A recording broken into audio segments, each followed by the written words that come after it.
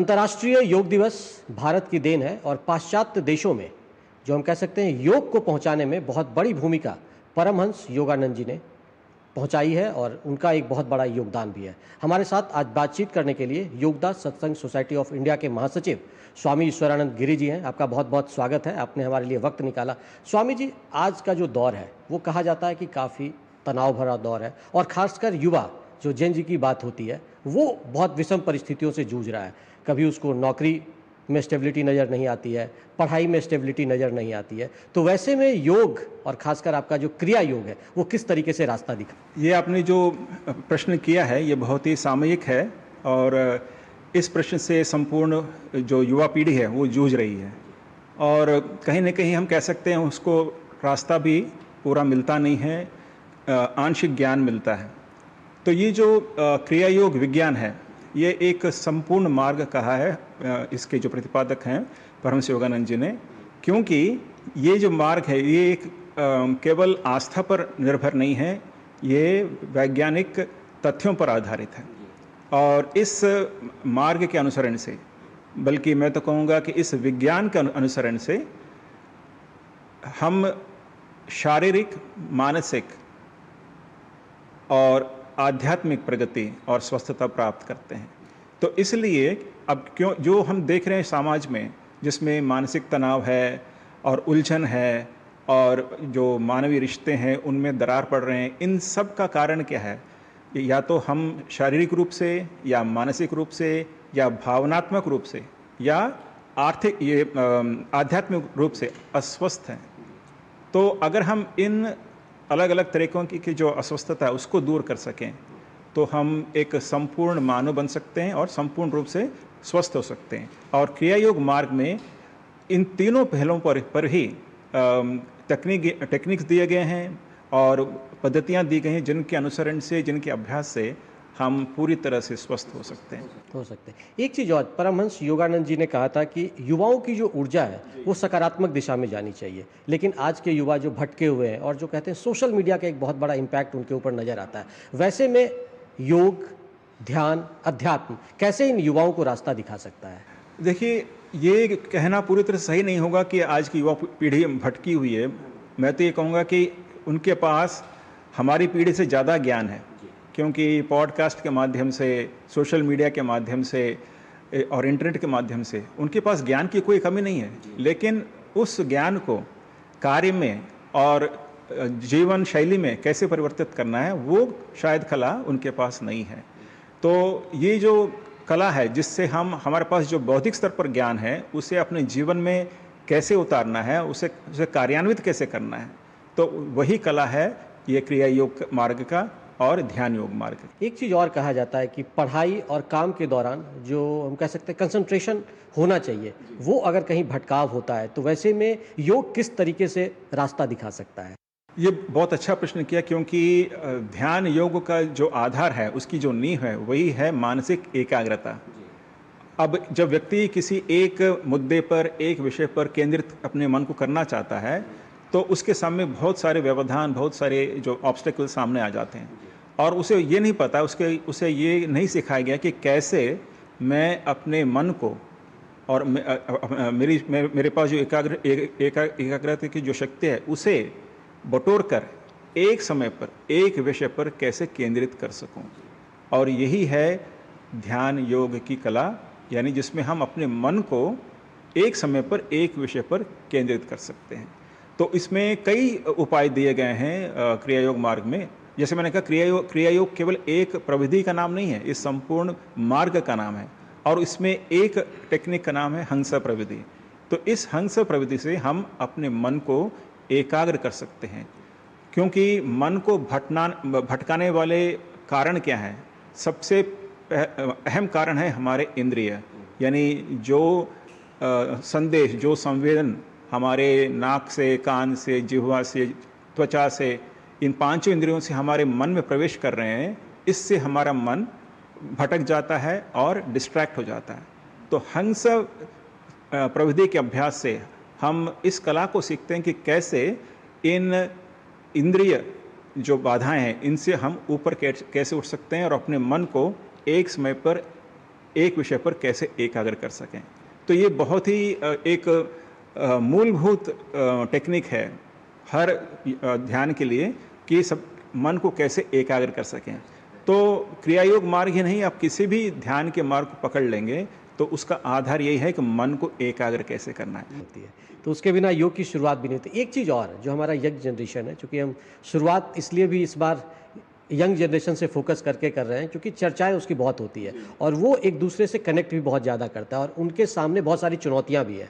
तो वैसे में एक चीज़ यंग जनरेशन के मन में है कि योग जो है वो फिटनेस का एक मंत्र है, जो है व्यायाम का एक मंत्र है। दूसरा चीज़ ये कि अरे ठीक है, अभी हमारे लिए इसकी ज़रूरत आवश्यकता नहीं है, अभी हमको ध्यान करने की आवश्यकता नहीं है, अभी हमको ये अध्यात्म से जोड़कर लोग देखते हैं और कहते हैं नहीं ये बुढ़ापे की चीज़ है। क्या इसमें कुछ भिन्नता है या युवाओं को ये सोच बदलनी चाहिए? सारे हमारे जो शास्त्र और सारे जो संत महात्मा ये कहते हैं कि अगर आप ध्यान योग सीखना चाहते हैं, क्रिया योग मार्ग जैसा ध्यान योग का मार्ग उसमें प्रवेश करना चाहते हैं, तो सबसे उत्तम समय है जब आप अपनी जवानी में हैं, जब आप अभी छोटे हैं। क्योंकि जैसे जैसे उम्र ढलती जाती है तो हमारे मन के अंदर जो ढर्रे बने हुए हैं ना, वो और गहरे होते जाते हैं और हमने अलग अलग तरह की जो आदतें हम लोग पालते हैं या विचारधाराएं हम लोग पालते हैं, उनसे बाहर निकलना कठिन होते जाता है। इसलिए जितना जल्दी हम योग मार्ग में प्रवेश करें उतना ज़्यादा आप सफल होंगे इस मार्ग में। तो योग मार्ग को जितना जल्दी जीवन में अपनाएंगे, इसीलिए शायद आप लोगों ने आजकल एक टीनेजर के लिए भी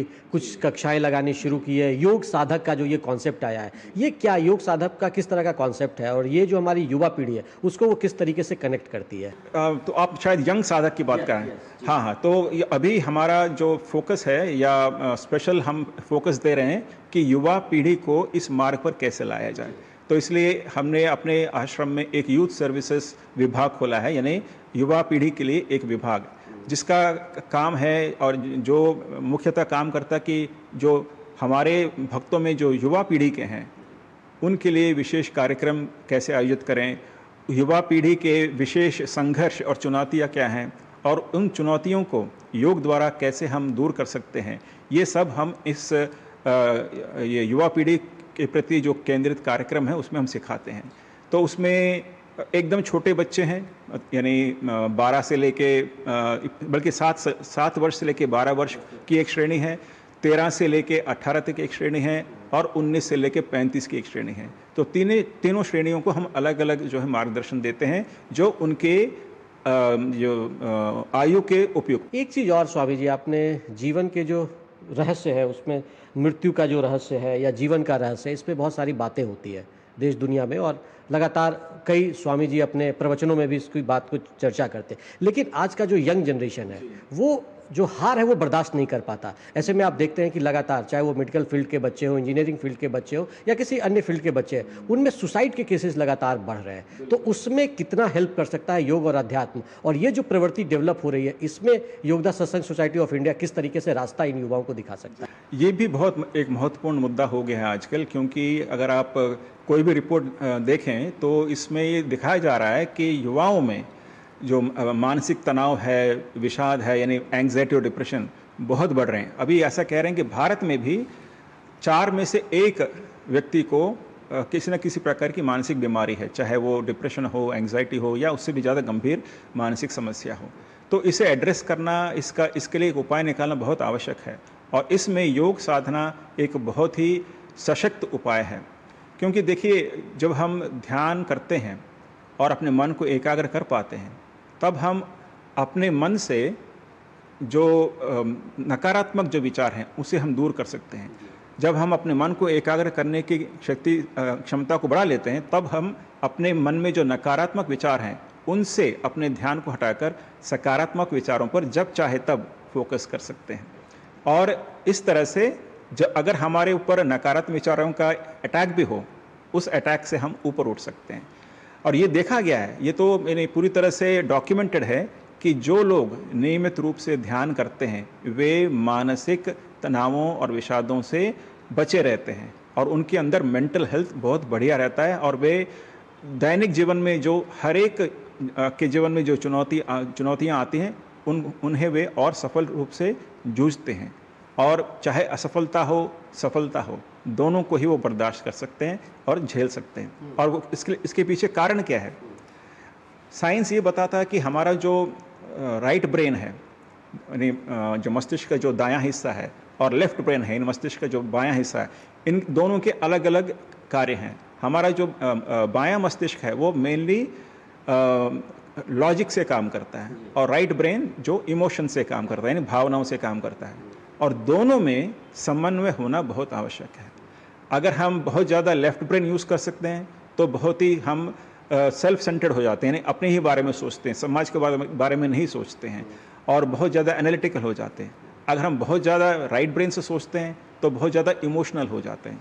तो दोनों को बैलेंस करके चलना है, और ध्यान योग के द्वारा ये जो बैलेंस है लेफ्ट और राइट ब्रेन का, ये स्थापित होता है। और इसीलिए गीता में भी कहा है ना भगवान कृष्ण ने, समत्वम योग उच्यते, यानी समत्व भाव जो है वही, उसी को योग भी कहा जाता है। तो समत्व के क्या अर्थ है कि जीवन में जो हमारे जीवन में जो द्वंद्व आते हैं, सफलता असफलता, स्वास्थ्य रोग, दरिद्रता और प्रॉस्पेरिटी, ये जो द्वंद्व हैं, इन सब से कैसे हम ऊपर उठ सकते हैं। यानी चाहे हमारे जीवन में सफलता आए या असफलता है, दोनों स्थितियों में हम समत्व भाव में रहते हैं। स्वामी जी, ये सवाल मैंने आपसे इसलिए भी किया था चूँकि आप सन्यासी जीवन में आने से पहले डॉक्टर भी थे, तो इसलिए मैंने उन चीज़ों को कनेक्ट किया कि साइंस किस तरीके से योग को जो है वो आज के डेट में मान्यता भी देता है।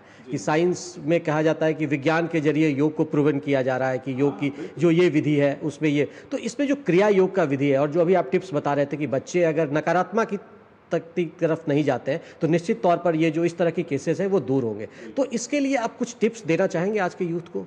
बिल्कुल। देखिए, सबसे पहली बात यह है कि हमारे मन पर सबसे बड़ा प्रभाव किसका है?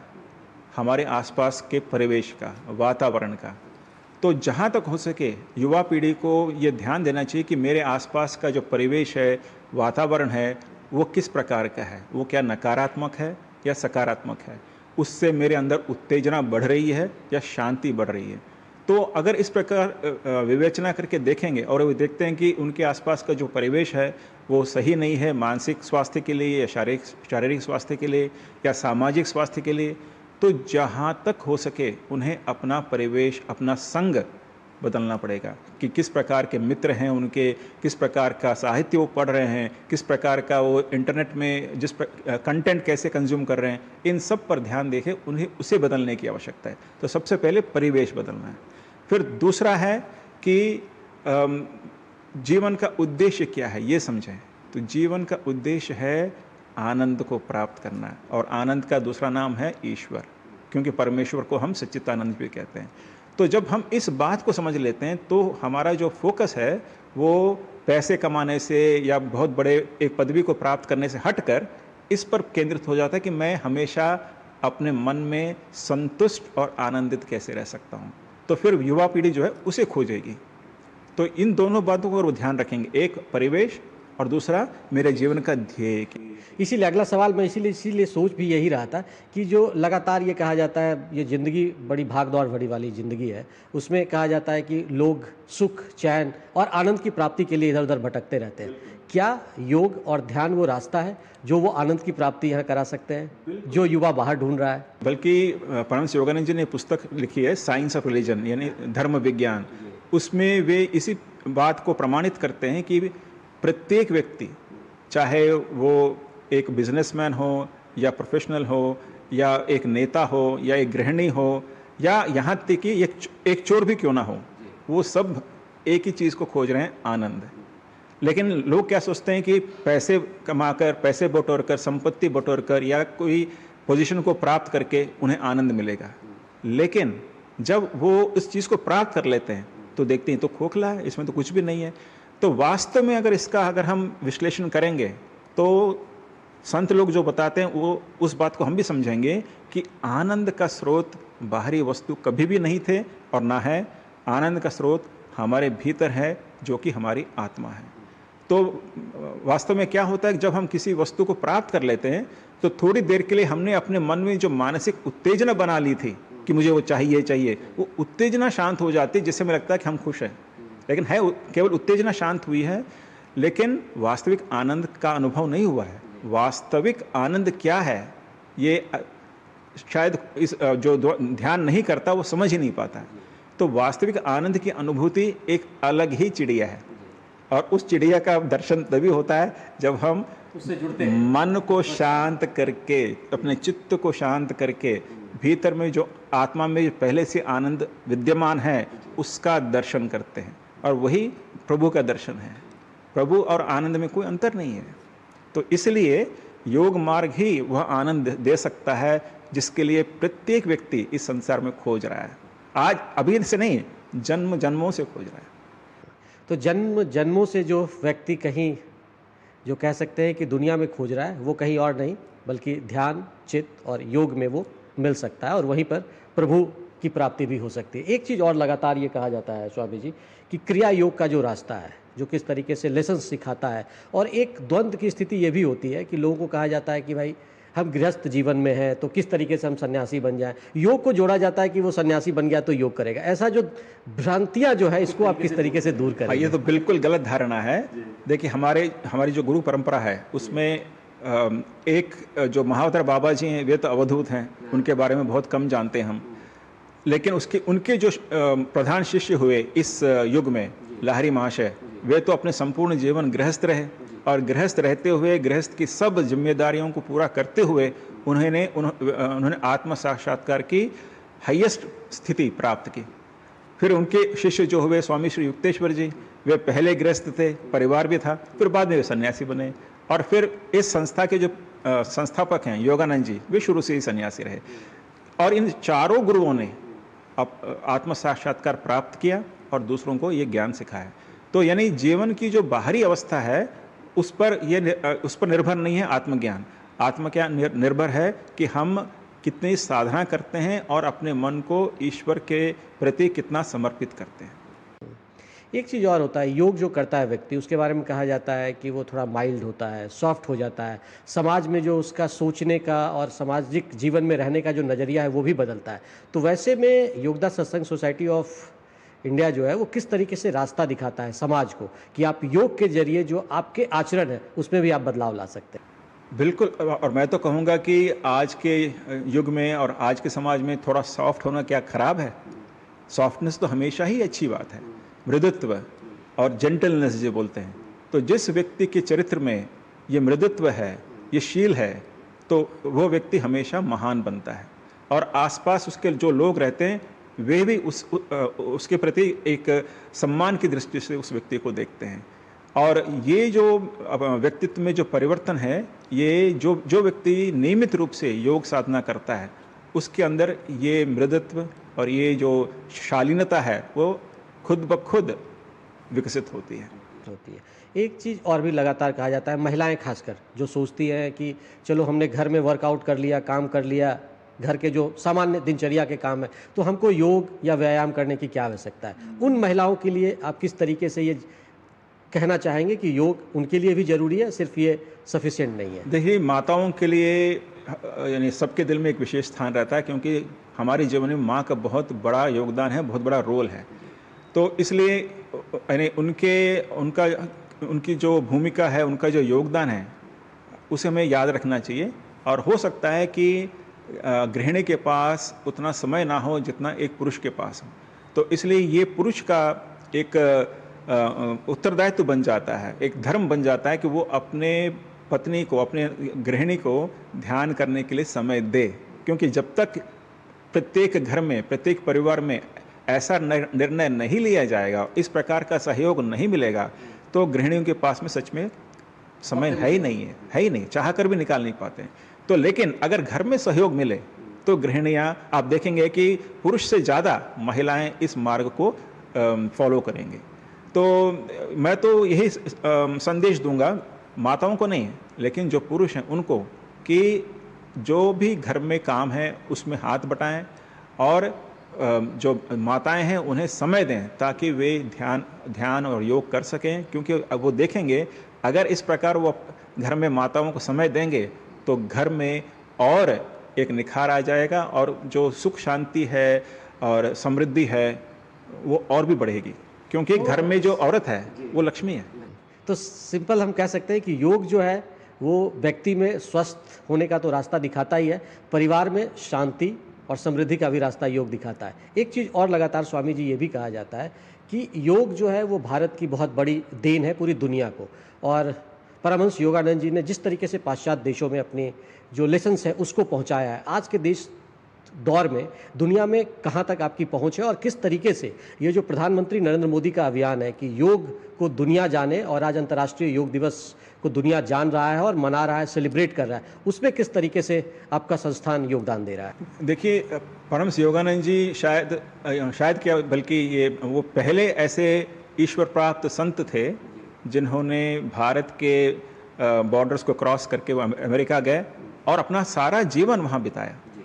स्वामी विवेकानंद जी भी गए थे, लेकिन कुछ चंद वर्षों तक वहाँ रहे, फिर वापस आ गए।